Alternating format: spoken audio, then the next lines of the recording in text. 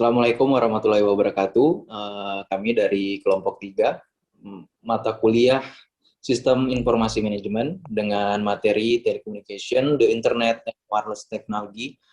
Yang pertama di sini anggotanya ada saya sendiri, Maldani Prayogo, dengan NIM 2018-161, ada Basmala Rilwan 2018-153, ada Koko Endro Prasetyo 2018-365, ada Alvinsa Irfan 2018-371, yang terakhir ada Yesika Dinda 2018-354. Di slide pertama ada telekomunikasi. Telekomunikasi yaitu adalah kumpulan peranti keras dan lunak yang sesuai yang diatur untuk mengkomunikasikan informasi dari satu lokasi ke lokasi lainnya gitu.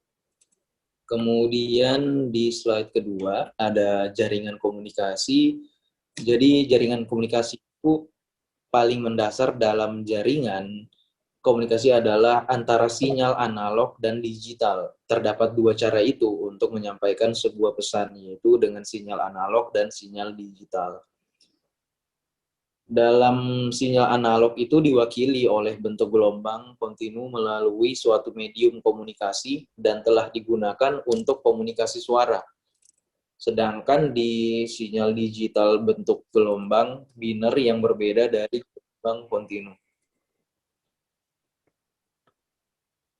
Selanjutnya di slide ketiga. Ya, jenis jaringan. Yang pertama ada Local Area Network atau disingkat LAN. LAN sendiri dibentuk untuk menghubungkan PC dan perangkat digital lainnya dalam radius setengah mil atau 500 meter. Yang kedua ada Metropolitan dan Wide Area Network atau disingkat WAN, yaitu yang menjangkau daerah geografis yang besar, senatero kawasan, negara, benua, atau seluruh dunia.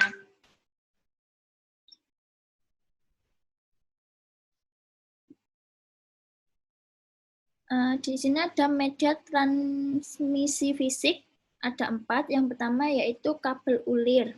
Kabel ulir atau twisted wire terdiri atas sepasang kabel tembaga yang dipilih dan merupakan jenis medium transmisi yang sudah agak usang. Yang kedua ada kabel koaksial. Kabel koaksial atau koaksial kabel serupa yang digunakan untuk TV kabel berisi kabel tembaga tunggal diisolasi secara rapat dan dapat mentransmisi volume data yang lebih besar dari kabel ulir. Yang ketiga ada serat optik. Data diubah menjadi pulsa cahaya yang dikirim melalui kabel serat optik oleh perangkat laser dengan kecepatan bervariasi. Yang keempat ada gelombang mikro. Gelombang mikro atau microwave mentransmisikan sinyal radio berfrekuensi tinggi melalui atmosfer dan digunakan secara luas untuk komunikasi bervolume tinggi, jarak jauh, dan titik ke titik. Next. Apakah itu internet? Ya, internet berasal dari kata internet working atau terhubungnya jaringan-jaringan terpisah yang masing-masing memiliki identitas sendiri menjadi jaringan yang saling terhubung. Dan juga penyedia layanan internet. Penyedia layanan internet adalah organisasi komersial dengan koneksi tetap pada internet yang menjual koneksi tetap pada internet yang menjual koneksi sementara pada para pelanggan eceran. Selanjutnya akan dilanjutkan oleh teman saya.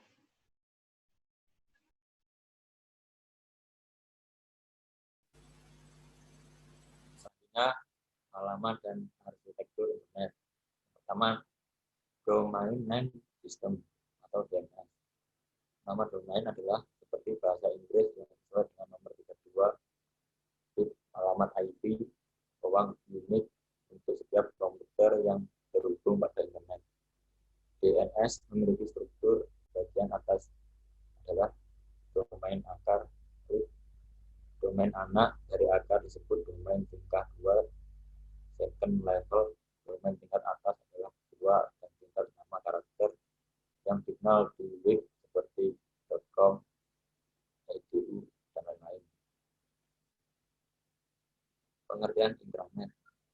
Intranet adalah organisasi menggunakan standar jaringan internet dan teknologi web untuk menciptakan jaringan pribadi atau jaringan dari jaringan global menggunakan standar universal untuk menghubungkan jutaan jaringan yang berbeda, atau dengan kata lain, internet berasal dari kata interworking atau terhubung jaringan terpisah yang masing-masing memiliki identitasnya sendiri menjadi jaringan saling terhubung. Penggunaan intranet. Dasarnya perangkat lunak aplikasi yang digunakan di internet tidak berbeda jauh dengan yang digunakan di internet. Di internet digunakan web, email, dan lain-lain. Persis seperti yang digunakan di intranet. Warna sebetulnya intranet yang sangat sederhana sekali. Kebetulan tidak ada konteks yang khusus atau spesifik yang internal di warnet tersebut. Selanjutnya ada kegunaan extranet. Ada pengertian extranet. Extranet adalah manajemen rantai pasokan, perancangan, dan pengembangan produk, dan pelatihan atau jaringan pribadi yang menggunakan protokol internet dan sistem telekomunikasi publik untuk membagi sebagian informasi bisnis atau operasi secara aman kepada penyalur atau supplier, penjual atau vendor, mitra atau partner, pelanggan, dan lain-lain.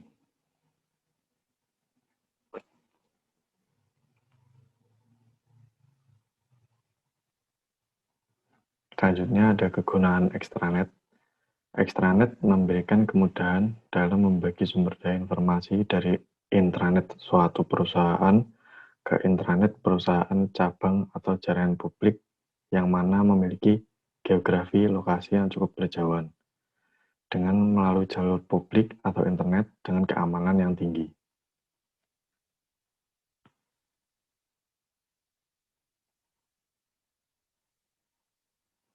Selanjutnya ada pengertian wireless.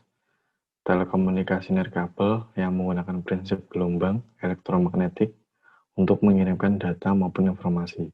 Gelombang elektromagnetik nantinya akan dipancarkan melalui sebuah pemancar yang ada dan ditangkap oleh alat tertentu. Penggunaan jaringan wireless sudah sangat umum pada era sekarang.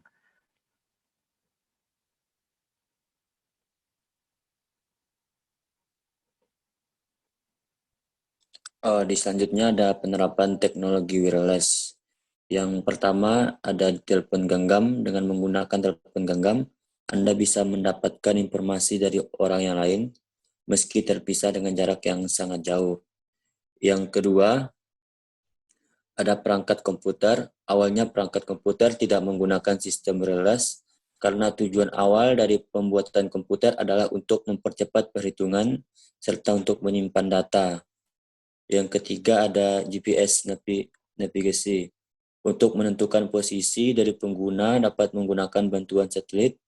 Satelit akan menggunakan pemancar gelombang untuk mengukur posisi Anda dari satelit tersebut, sehingga dibutuhkan lebih dari satu satelit untuk menentukan posisi secara lebih tepat.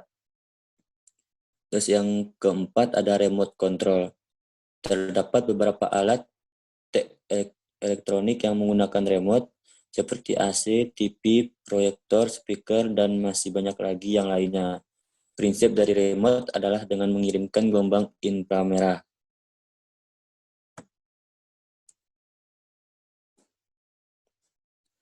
Di sini ada keunggulan wireless. Yang pertama, instalasi jaringan yang relatif cepat, biaya instalasi yang murah, mudah untuk dikembangkan, biaya pemeliharaan yang tidak terlalu tinggi, dan fleksibel.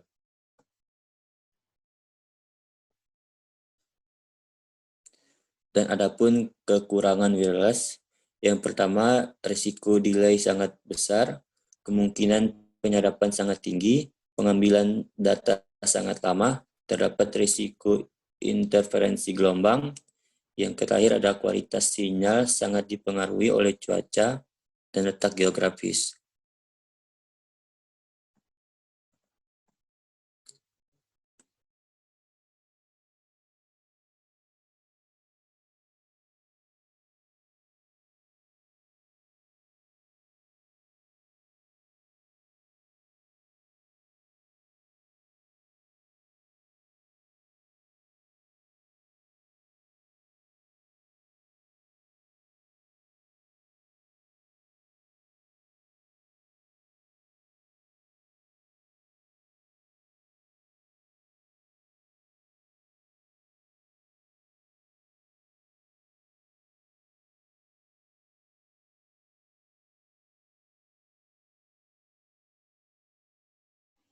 Ya, jadi sekian presentasi dari kelompok kami.